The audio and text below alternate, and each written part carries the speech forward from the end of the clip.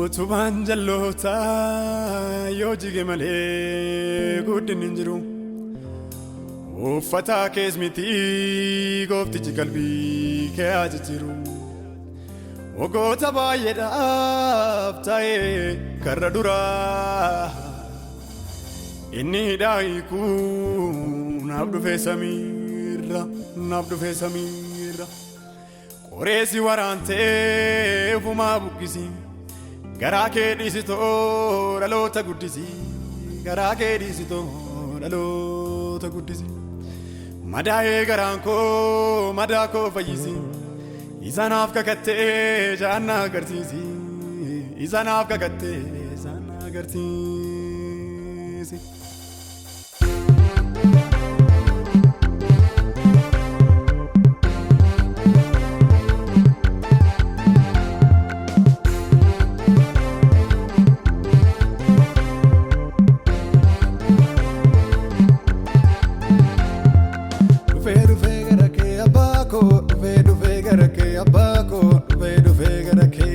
Haalli jireenya koo gooftaa koo si malee bareedu mootii koo si malee bareedu. Naan dhufee mana kee kabajaanan argee gaddi jireenya koo narraa fiigee sokkee. Biyya lafaa keessa suuman argee gooftaa isa na rakkise hundumaan moota. Utuu nan hin beekin na miidhe diinni koo ariifattee dhuftee na qabdee harka koo. Akkasumaan malee kan diinni odeessu gaarummaa isaa himuun anaan nan qaanessu. Abbaa koo si beeka waa'ee koo michuu koo Abbaa koo si beeka waa'ee koo.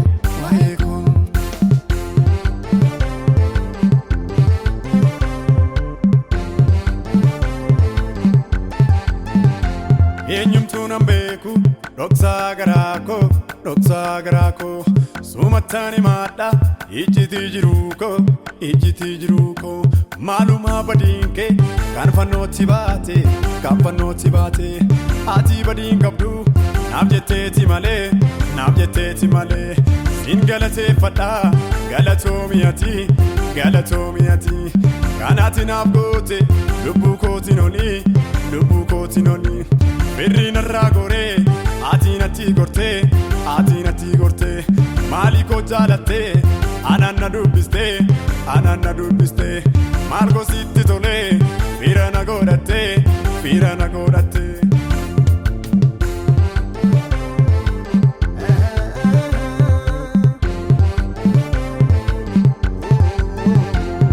Na lakkoofsisaa akka lakkoofsa fannoon Kiristoos na jajjabeessa. Na lakkoofsisaa akka lakkoofsa fannoon Kiristoos na jajjabeessa. Na lakkoofsisaa akka lakkoofsa fannoon Kiristoos na jajjabeessa. Na lakkoofsisaa akka lakkoofsa fannoon Kiristoos na jajjabeessa. Abdii tokkoon qabu hangooftaa si malee inni du'ee jedhaan kunoo du'aa ka'ee.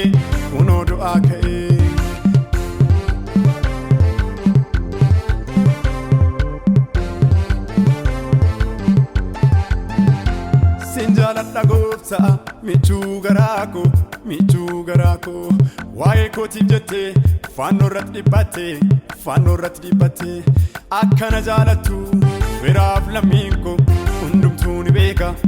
Isatti naaf goofte naaf qabdaa makeeka Yesuus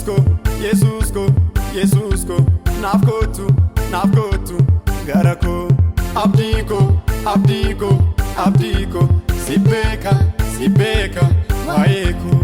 Na lakkoofsisaa akka lakkoofsa fannoon Kiristoos na jajjabeessa. Na lakkoofsisaa akka lakkoofsa fannoon Kiristoos na jajjabeessa. Na lakkoofsisaa akka lakkoofsa fannoon Kiristoos na jajjabeessa. Na lakkoofsisaa akka lakkoofsa fannoon Kiristoos na jajjabeessa.